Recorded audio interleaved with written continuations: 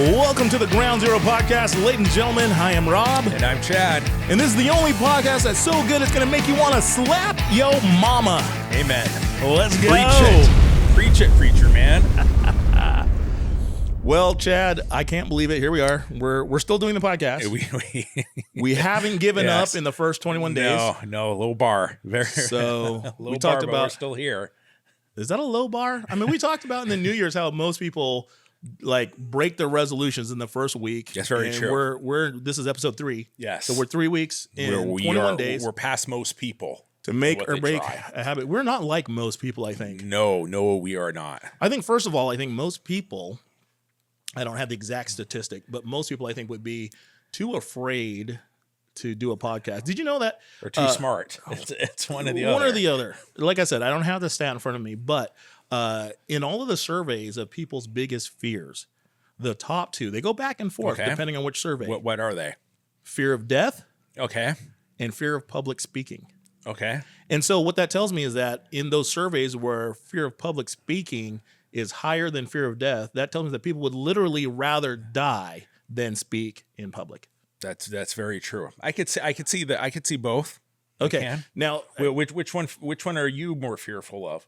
See, I'm not afraid of either. You're not afraid of either? But public speaking, when I was younger, I was a little more shy, believe it or not. I know I'm very outgoing now, and that's my personality, and everybody that knows me doesn't believe this, but I was kind of more of an introvert when I was like elementary age to early middle school. Yeah. Okay. And then there came a point where I was just like, to heck with it. Like, what do I have to be afraid of? I'm just going to be me. And then I was fine. You need to show a picture when you had hair. Bro. Back in the day. The junior high or high school Rob. Yes. Otherwise known as Key and Peele. You need I'm both Key and Peele. Well, you're one of the two. You need to show it eventually to everyone. I'm like them combined. Yeah. Because I'm the shorter, stockier one, but I'm also bald. Yes. So. But back in the day though, when you had your hair, I was a lot lankier. Yes. And I had more hair. Yeah. I did all the different kinds of haircuts. I think you were a lot more like Peele, I think, right? Dude, Peele? Yeah. I did the high top fade. Yeah. I was a skater for a while, skater/rocker. I know, and it's weird. And so like I did this thing where I cut it close on the sides, but I grew my bangs so long they were down to my chin. Yeah. And then I started dyeing my hair different colors. Yes. And when I was in college, college, not put you in a box. Dude, on a bet in college, I said, if the Seattle Supersonics make it to the playoffs, I will dye my hair Sonics colors. So it was Sonics green on the side and Sonic orange on top. It was, and then you lost, and then they left, and you green lost on top, all your hair. And I haven't watched an NBA game since. Really? You were one of those people. I'm a grudge holder, and I will have not. I will not support the NBA until we get a team back in Seattle. It's like those people are like, oh, this guy wins, I'm leaving the country, and they never do. But you actually went through with it. You lost the Seattle Sonics. It's been let's give credit where credit is due. 5 years. Ellen DeGeneres left the country. She now lives in England. I don't think she left for that reason. I don't think so. But I mean, of all the people that said, if it goes this way, I'm leaving. And are we really mourning her leaving? No, I don't think we are. I like Ellen. I think she's hilarious. I don't agree with her politically, but I think she's kind of funny, and I don't mind what she says or what she thinks or what she believes. Yeah. It's just I think it's been determined she's an so. Well, it's tough because like these celebrities are in the spotlight. Yeah. And so they're under a microscope. No matter what they say or do, they're gonna tick somebody off, right? I mean, you can't win all the people all the time. Like you can't make everyone happy. That's very true, but it is also what you sign up for if you want to go into that. It is, right? If you're gonna be a celebrity. Yeah. And speaking of celebrities and death, because we talked about fear of dying. Okay. Is it just me, or have we had in this last year, 2024, and coming into 2025, an inordinate amount of celebrity deaths? We have. There's been a lot. There has been a lot, and I was just looking this up. You literally have been looking it up. So I wanted to know like who all died in 2024. I just remember Donald Sutherland died. Yes, that one hit me. Yeah. So there's a lot of people on this list. Because I kind of feel like when the generation before you dies, you're the next.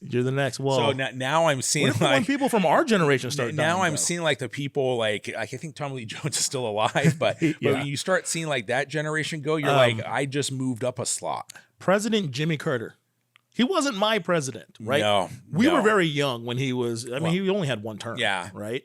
But he passed away December 28th at the age of 100. Yeah. Yeah. Dude, he was twice our age, bro.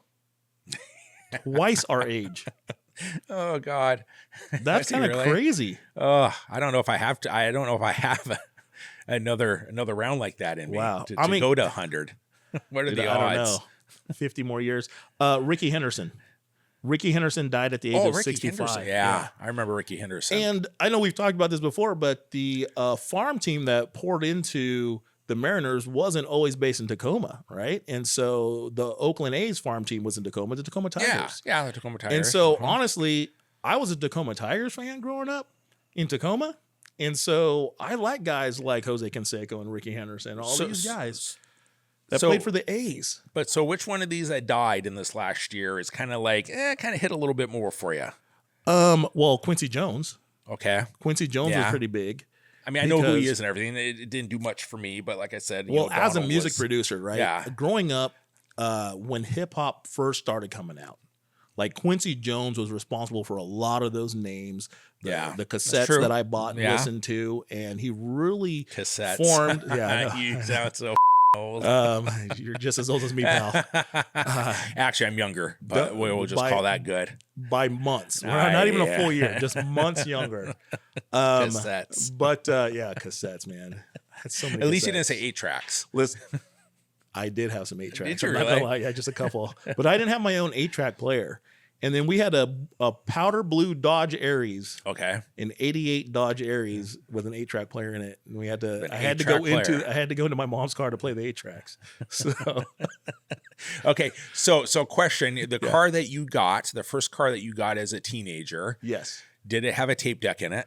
It had a cassette deck, no 8-track. Okay, but if it had a cassette deck in it, yes. Was it that one where you had to flip the cassette over in order to fast forward or rewind, or was it rewind to fast forward? One of the two you had to do. I added the cassette deck. Oh, did you? Yes. It only had the AM/FM push button. It was a 73 Gran Torino. So it had AM/FM and that was it. Gran Torino, huh? And then I had to add in speakers and I had to add in the cassette player. Yours was probably better overall than mine. Mine was like an 86 Hyundai Excel. Yeah. Well, after that 73 Gran Torino, I had a hatchback. I had an 82 Civic 4-door. Okay. Also powder blue, but the powder blue paint was fading because all those cars from that era, something about the clear coat. It started to wear away and then the paint just started fading off and you could not buff that thing back to a shine. Like there was no way to. So, yeah. Got a nice little stroll down memory lane. There you go. I'm glad you're older than me. Remember that stuff. Yeah, that's right. Let me think who else. Chris Christopherson was a big one, of course. Okay, yeah, I know who he is. And Pete Rose. Pete Rose. Like you felt like Pete Rose was just never gonna die. He was no, Pete Rose was that great uncle of yours. Like I said, that drinks whiskey and eats bacon every day and smokes. He did. He broke all the rules. Did whatever he wanted to do, including the gambling rules. And so here's to all the greats that went before us. Pete Rose still should have made it into the Hall of Fame. There's still a chance. Throw that out there. I mean, posthumously. Just throw that out there.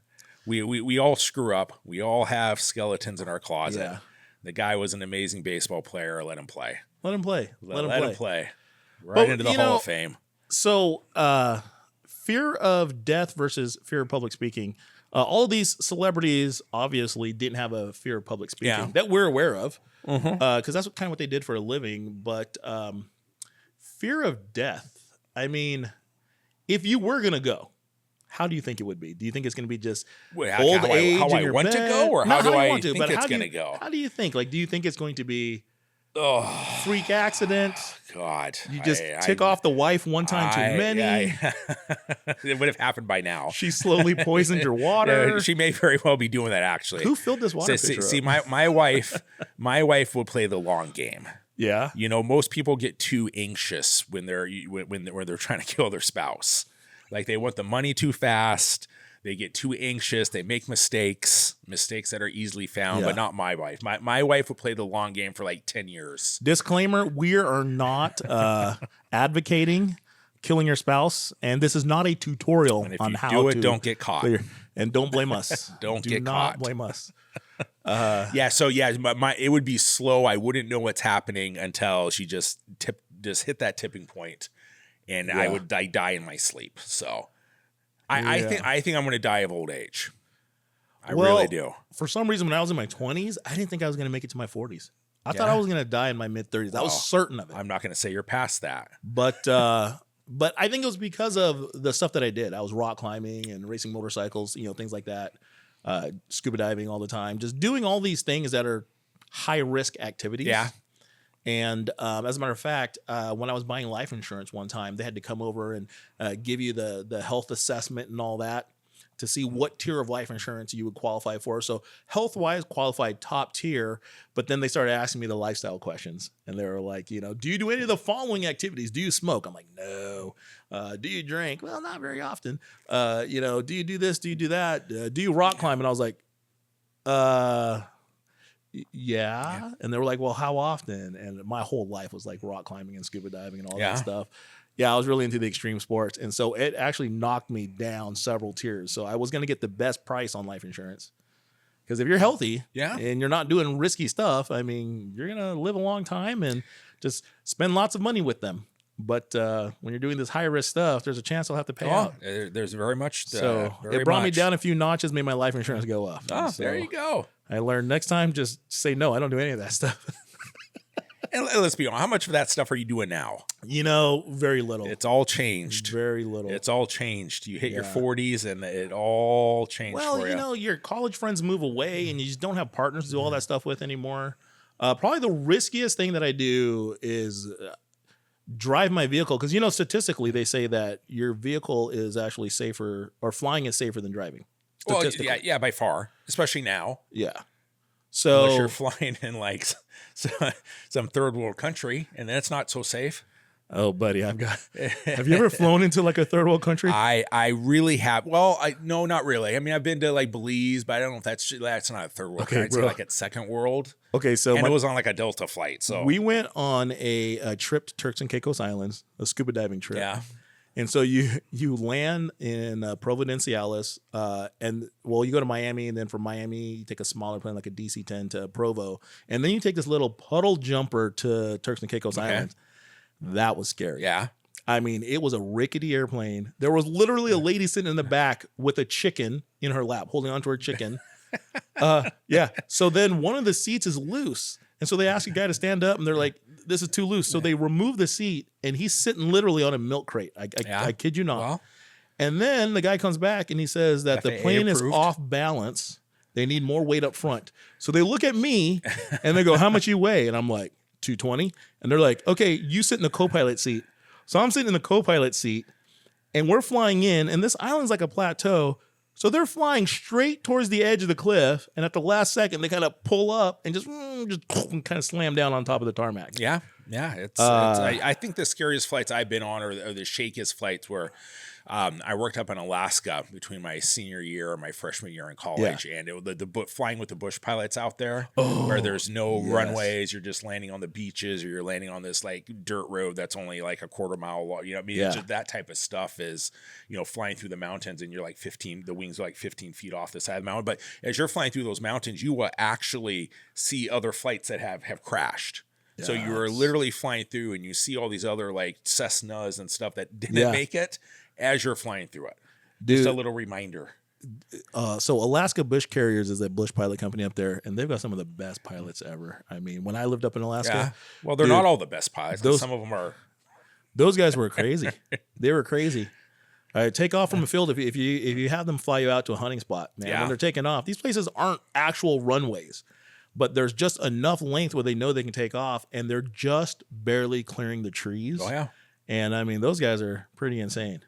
So I know a lot of people are afraid of flying. Are you afraid of flying? Let's jump into it. Jump into it. Am I afraid of flying?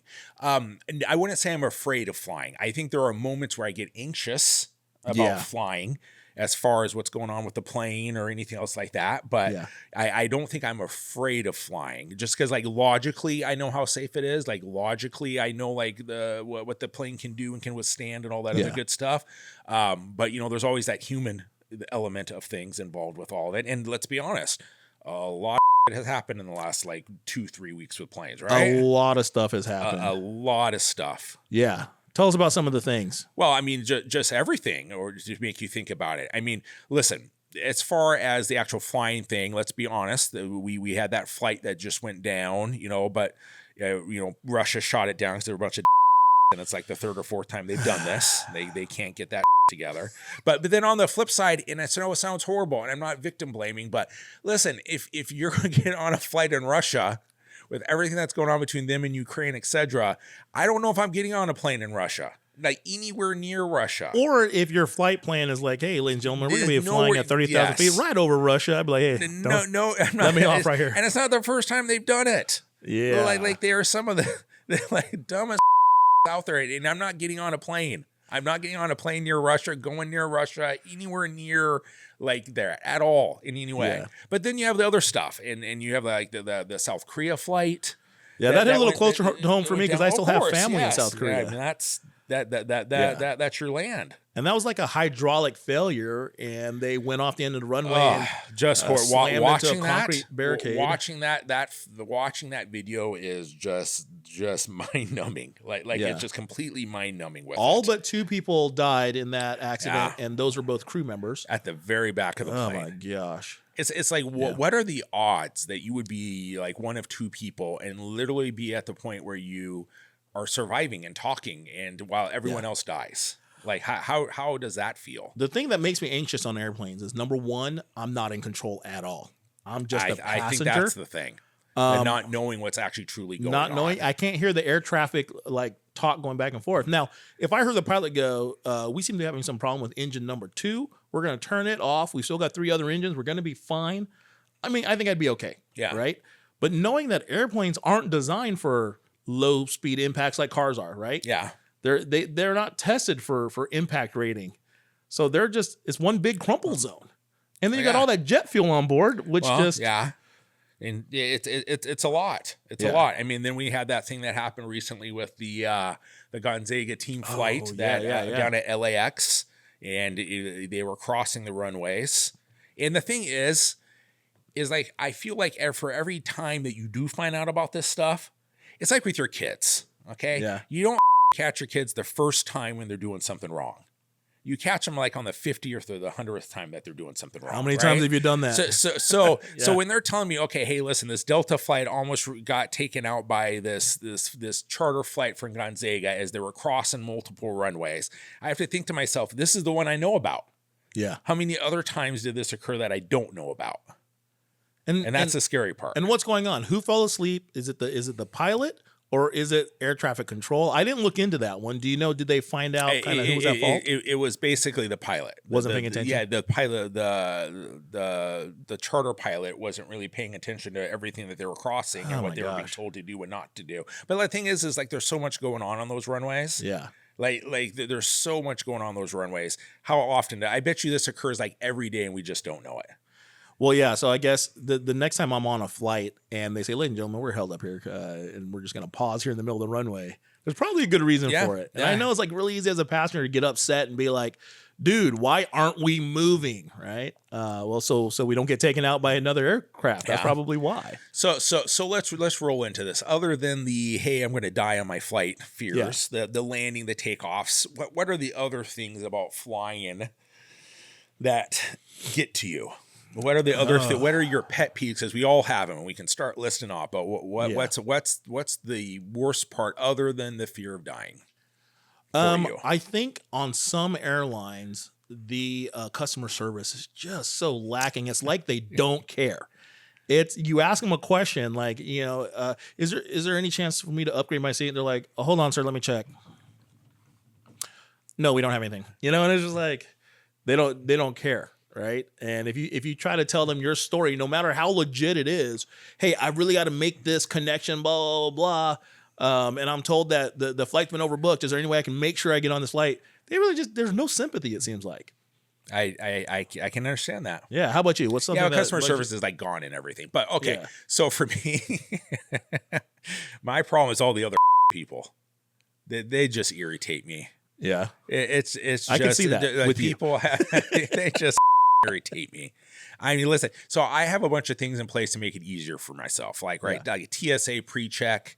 I want to get through the lines. I want the shortest lines. I don't want to take out my computer. I don't want to take off my shoes. I don't want to do all that other stuff, right? But like the whole process, like it's like it starts off with, it's like all the people that jump up, like when you're starting to board the plane, right? All these people who jump up and they are like in boarding group Z, and they're jumping up and they're crowding the gate at boarding, group A. Wait your turn. I think they call them gate lice. Okay.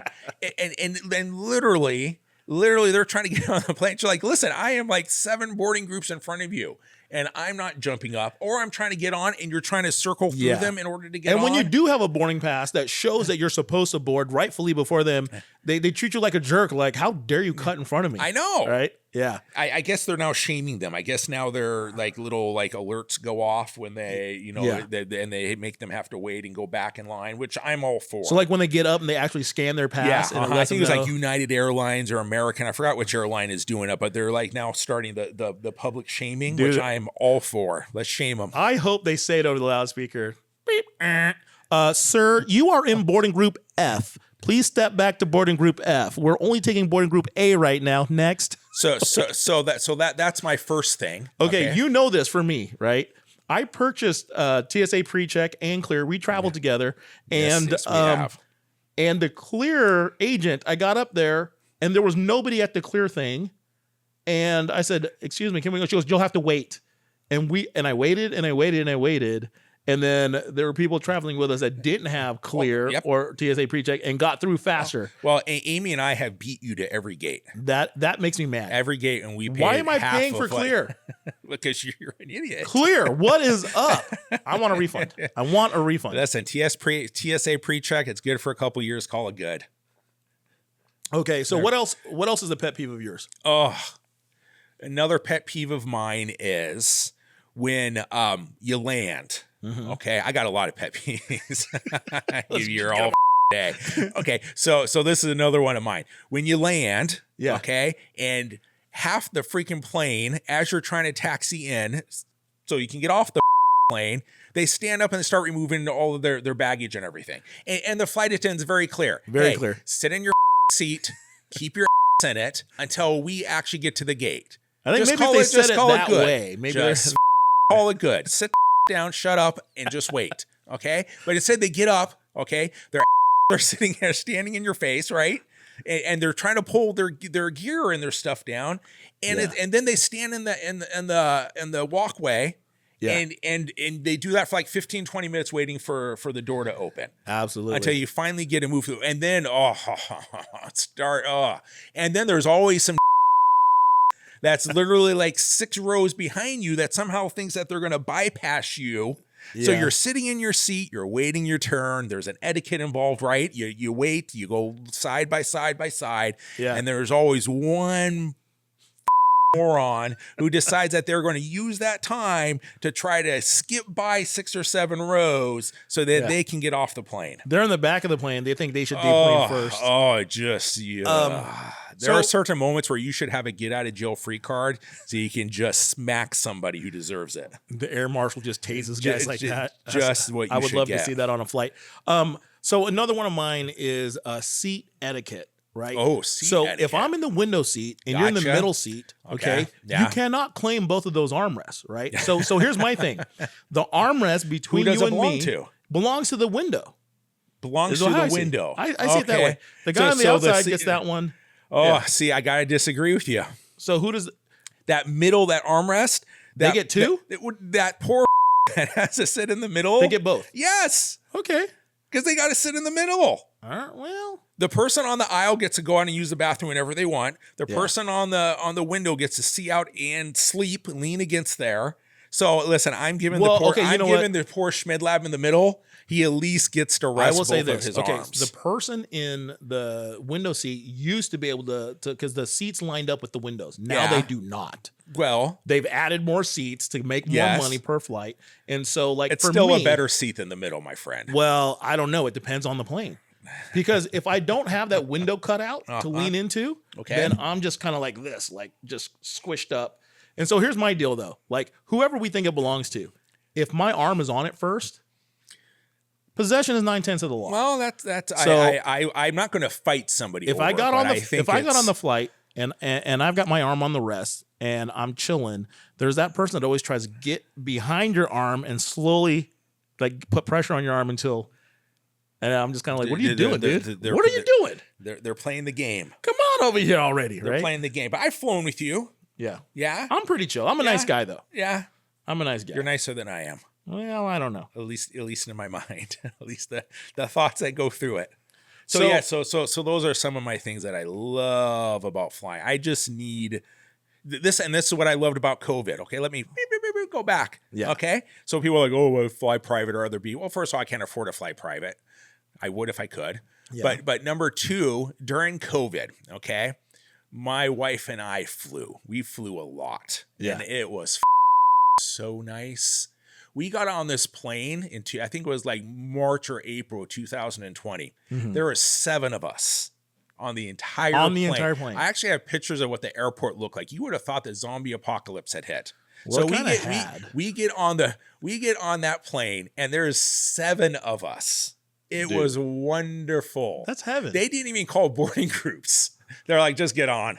Just get on. Just get on the plane. Sit in the emergency and exit getting aisle, off, whatever. And getting off the plane. No, everyone just sat in their seat, waited until we got Yeah. to the gate, leisurely got our stuff, got off. Yeah. It was wonderful. Let me ask you this: was that particular plane one that had a first class? Yeah. And was first class sold out? Oh, don't start me there too. So do they give you a free upgrade to first class? I literally, and my wife's going to laugh.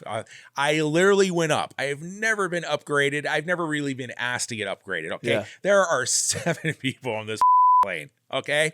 I go up to the gate agent. I'm like, hey, what's our chances of first class? It's not like they were serving us food or doing anything. Yeah. It was just more space. I just want more legroom. More space. You know what they did? And she told me no. Okay, no. There was nobody in first class on that flight. Not one person. In fact, they put us all 7 of us. They all put us in the same rows. The same rows in economy, okay? And then eventually after the plane took off, they're like, okay, you can move around. But they wouldn't let any of us move to first class. Ladies and gentlemen, feel free to move about the cabin. Do not go into first class, I tell you however. what, man, that SeaTac gate Stay out of agent, first class. I will remember you. I will Gosh. remember you. Okay, so of all of the stuff on the airplane, like what's if you had to boil it down to like one thing that is probably most polarizing Okay. of all of these pet peeves, like So you did a little research on this. I did some research on this because it's a pet peeve of mine. Okay. yeah, So this is what occurred. Lazy boy. yeah, Okay. Went to Harris polling. You know, they do all the presidential polling and all that other good stuff. yeah, So they did a poll to see, because it's a hot topic, reclining your seat on a plane.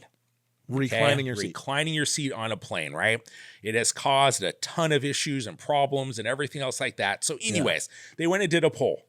And they found out that 41% of people think that reclining your seat on an airplane should be banned. Banned?